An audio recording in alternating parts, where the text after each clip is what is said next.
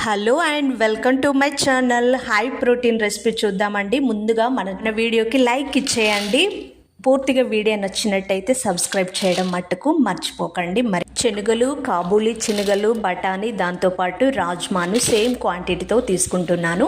వీటిని వాష్ చేసుకొని ఒక ఓవర్ నైట్ మనము నానబెట్టుకోవాలండి.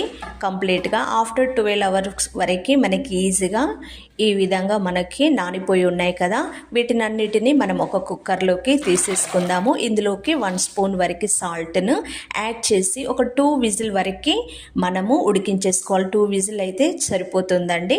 ఇప్పుడు మనం ఒక కడాయి తీసుకొని ఆయిల్ హీట్ అయిన తర్వాత ఇందులోకి పోపు దినుసులను, అదేవిధంగా 2 రెమ్మల వరకు కరివేపాకు, పొడుగుగా చీల్చుకున్న మిర్చిని కూడా వేసుకొని మనము ఆయిల్లో వేపుకోవాలి. ఇవి ఈ విధంగా మగ్గిన తర్వాత ఇందులోకి 1 స్పూన్ వరకు పసుపు వేసుకోవాలి. ఫ్రెష్ అల్లాన్ని 1 స్పూన్ వరకు తీసుకోవాలండి. దీన్ని మనము నెమ్మదిగా ఆయిల్లో వేపుకోవాలి. పచ్చివాసన అనేది లేకుండా మనము మూత పెట్టకుండా ఆయిల్లో కలుపుకోవాలి. ఈ విధంగా అయిన తర్వాత నేను పండువి వాటర్స్ మన లోకలివే అండి, చాలా కొంచెం పులుపుగా ఉంటుంది, అదేవిధంగా గుజ్జు కూడా ఎక్కువ వస్తుంది కాబట్టి నేను ఒక 1/2 kg వరకు తీసుకున్నాను. ఇందులోకి కొద్దిగా సాల్ట్ వేసుకొని దీన్ని ఒక 5 మినిట్ వరకు కదపకుండా మనం మగ్గించామంటే ఈజీగా మనకి కుక్ అయిపోతుంది. చూస్తున్నారు కదా.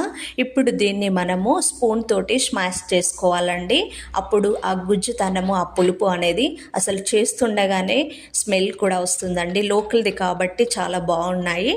ఇప్పుడు ఇందులోకి హాట్ వాటర్ని, మనం ఎప్పుడైనా కర్రీలోకి వాటర్ని యాడ్ చేయాలి అనుకుంటే హాట్ వాటర్ మాత్రమే యాడ్ చేయాలి. ఎందుకంటే అది టేస్ట్ అనేది తగ్గనించకుండా ఉంటుందండి. మెయిన్ సీక్రెట్ ఇదే. ఇందులోకి సరిపడినంత కారం నేను ఒక 2 టేబుల్ స్పూన్ వరకు వేసుకుంటున్నాను. దాంతోపాటు ధనియా పౌడరు, జీలకర్ర, మెంతి పౌడర్ కూడా నేను ఒక 1/2 స్పూన్ వరకు వేసుకుంటున్నాను. అదేవిధంగా గరం మసాలా కూడా ఒక 1/2 స్పూన్ వరకు. ఈ మసాలాలన్నీ బాగా పట్టేలాగా మనము కలుపుకోవాలి.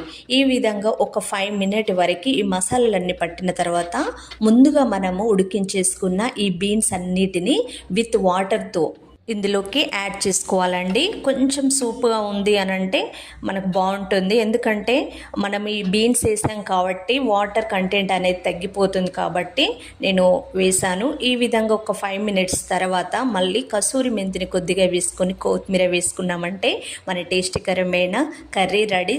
Thank you for watching.